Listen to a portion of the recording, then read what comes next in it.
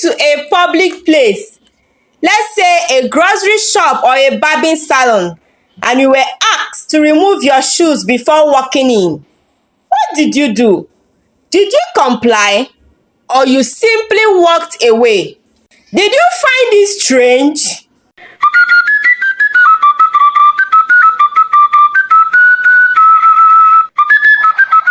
In the big city of Lagos lived a young man named Kunle. Kunle owned a barbing salon that he inherited from his father. For many years, his father worked in that shop and took care of him and his siblings. Now, they are all graduates and getting a job was so hard. Kunle took over his father's shop while his father retired. With his little savings, he changed the face of the shop, brought in some modern equipment, and they had more customers. He invited his friend Deji to come and join him in the shop. Deji happily came and joined in the business. Kunle had some rules in the shop which he told Deji. No one enters the shop with his or her footwear. Every customer is expected to remove their shoes by the door before entering the salon. He also told Deji that he must make sure to be the first person to enter the shop every morning and the last person to leave at the end of the day. That is to say that he would always go home with the key and open the shop daily. Deji started working at the shop and adhered strictly to every instruction given to him. At first, he was not comfortable with the rules. He wanted to ask questions, but the money he made was so important to him, so he kept quiet. But with time, he got used to the rules. Soon, the salon started to bloom with numerous customers who also never cared about their rules. Kunle restructured the shop such that you would think that it's a hotel from outside. The beauty of the shop made even the richest customers not care about removing their footwear outside. The shop is so neat and clean, and as humans, it would only be nice if you remove your shoes outside to avoid dirtying their shop. Kunle employed so many other boys, brought in different games into the building that would keep men busy as they wait for their haircuts. He was making so much money from the shop. On one of the days, Ayo, a non-big boy, came into town and wanted to cut his hair. He asked his friends and they took him to Kunle's shop. As they entered the shop, Deji told them to remove their shoes before entering the shop. Ayo was surprised because it's a public place and you can't tell him to remove his shoes. Kunle insisted and told him to go if he wouldn't obey their rules. Ayo complained that his shoes are expensive and that he wouldn't want to risk someone going away with his shoes. So Kunle collected them and kept them safe for him. They finished barbing their hair and left. That incident made Kunle employ a gate person who would always stand by the entrance to make sure people remove their shoes and also ensure that no one loses his shoes in his shop. Kunle eventually stopped coming to work without informing Deji.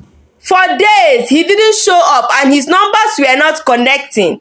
He resumed after 2 weeks and told Deji that he would no longer be coming to the shop because he built a new house in town and would be moving to his new environment. He handed everything over to Deji and also took his time to tell him the importance of adhering to all his set rules. He still owns a percentage from the shop and also advised Deji to work hard, and soon he would gather his own wealth from the shop. For 5 years, Deji worked so hard in the shop, but it was as if his own God was asleep. Their customers kept increasing and they were making so much profit. But then it was as if anytime Deji gathers money to do something meaningful for himself, something must come up and eat all he has labored for. One day, a young man named Bayo came to the shop to cut his hair. Bayo is a young man visiting the community for the first time to see his grandmother. As he made to enter the shop, the gatekeeper told him to remove his shoes. Bayo was a bit hesitant.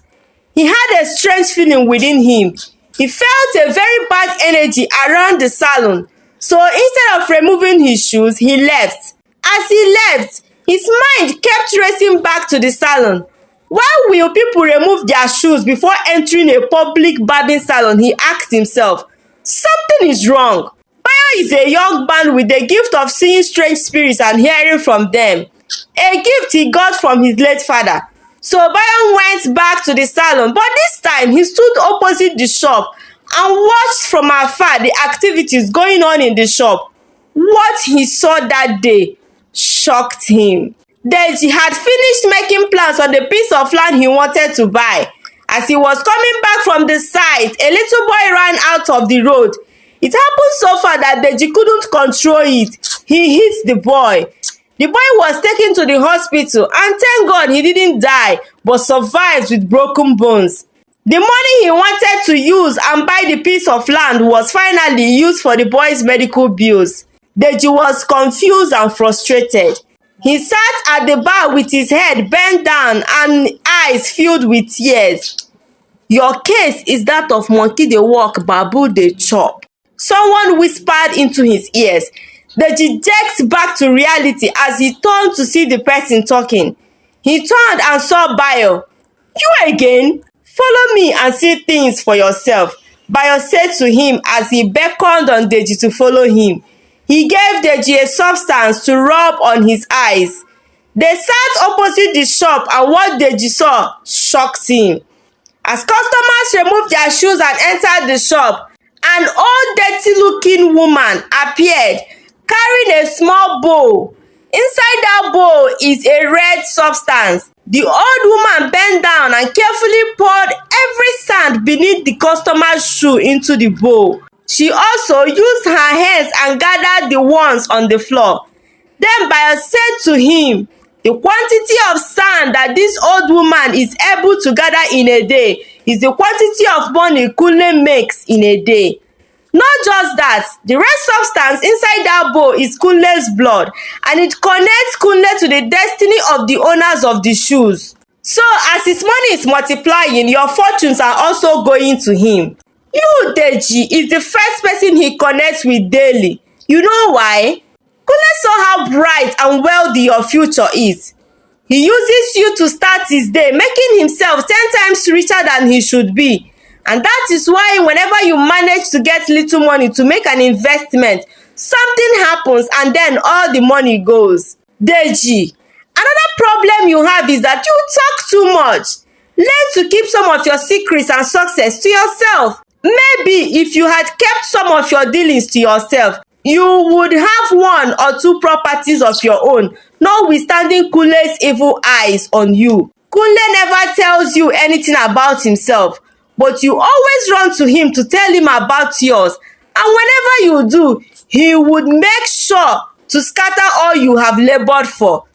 Deji sat down on the road crying like a baby. Very early the next morning, just as Bayo had instructed him, he went to the road with a headpan and packed sand, spat on it, then headed to the shop, and immediately he opened the door, he poured the sand inside the entire shop with his shoes on. Deji heard a sound like a whistle. Then he felt like there was a commotion inside the shop, just as Bayo had told him that once he poured the sand, the spirits would be confused and they would lose their grip on him. Deji left the shop heartbroken and in pain. He hurt so much that his own friend and brother would treat him with so much wickedness. 3 weeks later, Kunle called Deji to inquire about the shop and how their business has been going. He has been experiencing some setbacks. His goods were seized. His warehouse got burnt. His car brakes fell on the road and he nearly killed someone. So many misfortunes are happening to him. He called Deji just to be sure they are still keeping to his rules in the shop. Deji told him everything and also warned him never to call him again. Kunle screamed and asked Deji why he never bothered to tell him all that had happened. He rushed to the old woman's hut that prepared the charm for him, and she told him that he was late. Kunle, you are back to where you started, she said, as she gave a very wicked laughter. Kunle, you were broke, but now you are poor. Not just poor, very poor and extremely poor. Moral lesson. The story teaches the importance of controlling one's mouth. It's okay to celebrate your success with people, but make sure you do it at the right time. Greed is bad and can lead to destruction. Be careful and mindful of the people you call your friends. Thank you so much for listening to my story. If you are coming across my channel for the first time, please support me by subscribing to my channel. To all my subscribers, thank you so much for contributing to my growth. I really appreciate your kindness. Do not forget to turn on your notification bell for more interesting stories from Amaka's Folk Tales. Bye bye.